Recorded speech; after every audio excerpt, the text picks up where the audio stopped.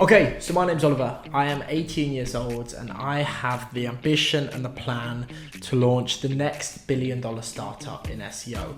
This is my exact plan to do it, and this is how I plan to do it within the next 5 years. At the moment, my kitchen table is literally just filled with sheets of paper because I think the SEO space and the SEO industry at the moment is something I keep obsessing over.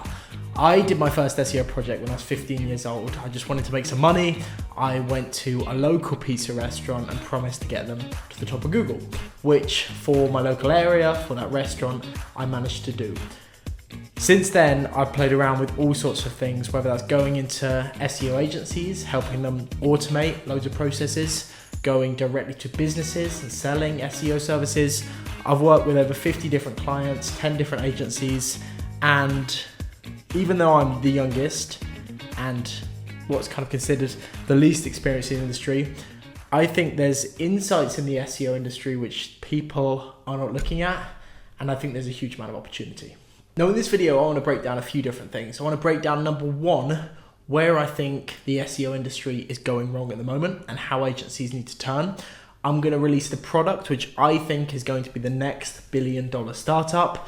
And number three, I'm going to tell you exactly how I'm going to take this startup to market. Now, I know a lot of people don't do this and sit in front of camera and talk about their idea for a product, and people go into stealth mode.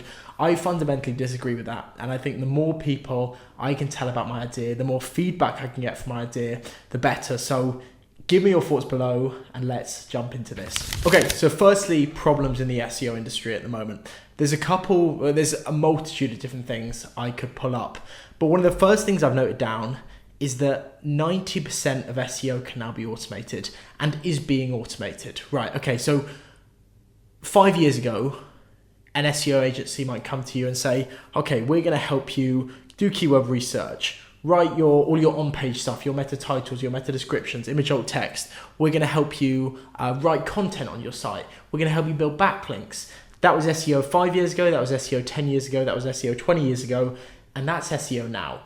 And there's a big argument at the moment about, can this stuff be automated? Can writing blogs be automated? Can on-page stuff be automated? My answer is fundamentally yes. And we're seeing this because it's already being built into website builders. For example, Squarespace allows you to make content really easy, allows you to add meta titles, meta descriptions. And we're going to see more and more of this, where this stuff is very much becoming the baseline of SEO. So I think the service that a lot of SEO agencies are offering is outdated. I think we're going to see now more and more people just automate this process. And I think there's a point which coming where you need to unlock the next layer. Okay, and now everyone's talking about GEO, AEO, whatever you want to call it, getting onto ChatGPT. Search is changing. How people are searching is changing. And it's completely flipped the SEO industry on its head because people don't know what to do. Every agency is stuffing that they offer GEO services and just doing simple things like adding schema markup and not making fundamental changes to how they offer their service, just offering the same thing with a bit more fluff. So I think number one, that we're not prepared for how AEO and GEO and ChatGPT search is going to come into play. And number two, we should be automating a lot of what SEO agencies are doing for us. And I think with those two things, this is where I see the next product. Let's look at the big players at the moment. Semrush, Ahrefs. They are outdated. They are old. They don't automate things. All they do is just confuse people about how to do SEO and charge a ridiculous amount of money. So here's where I think the huge amount of value lies in the next product. And it is all built around the core theory of SEO, which is blogging. Now, a lot of people are overlooking blogging at the moment, but I think, and I heard Neil Patel say this recently, blogging is always going to be the fundamentals of SEO. Writing content, publishing new content is going to be the fundamental of SEO. Now, I think there's a few different things people do wrong with blogging, and this is what the product I'm building would solve. Number one, everyone is writing blogs on the same topic and keywords.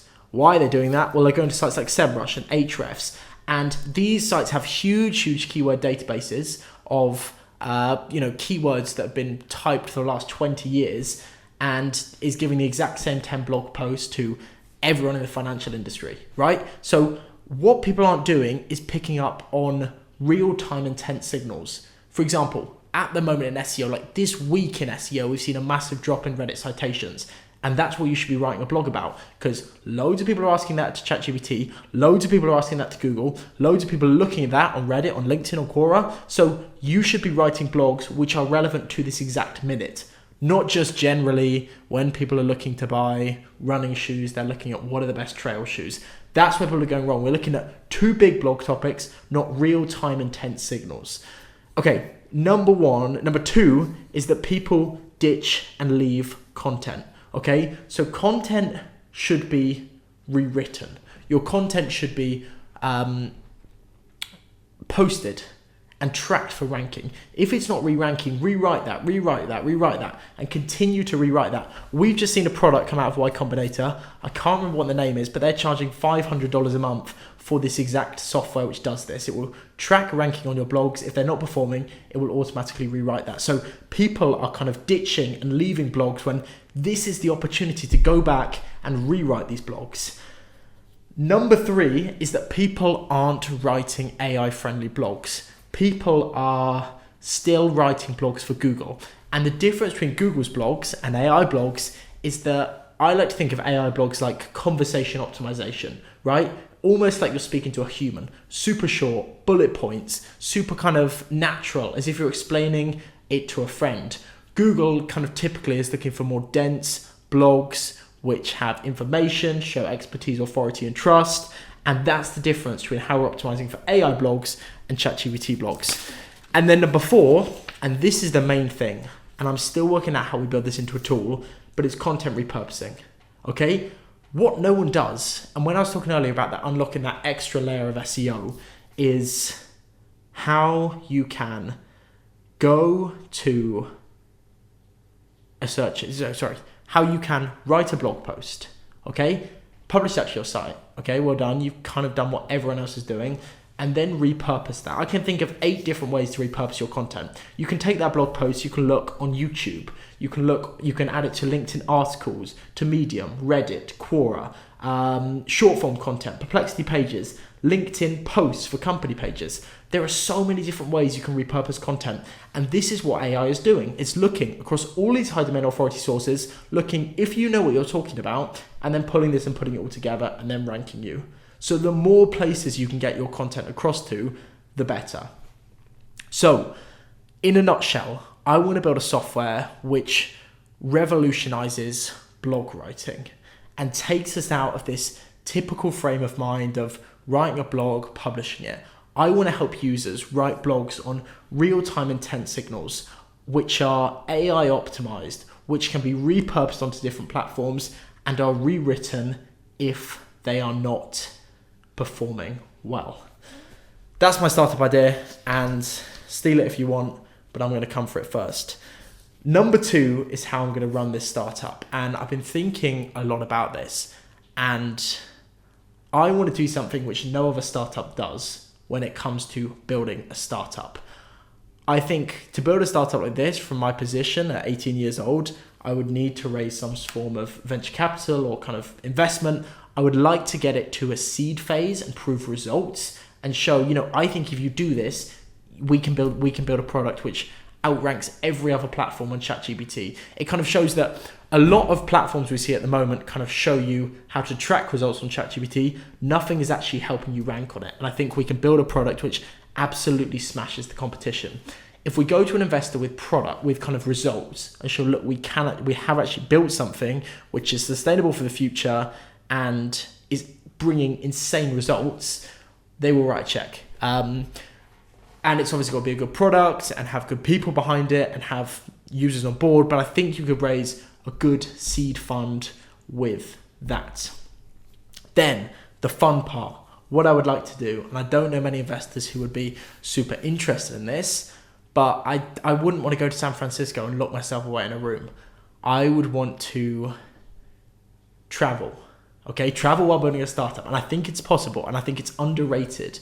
I think you build a small team of young people, potentially some who are just willing to just travel and work. No, not even work, not get paid, maybe not. But okay, you and your co-founder, and then you have maybe another tech person, and you have someone who can tell a story really fucking well. So film YouTube content, you can kind of repurpose that into Instagram, TikTok, and that would be a viral idea for me, right? A startup which moves every 2 months, you move to a different location.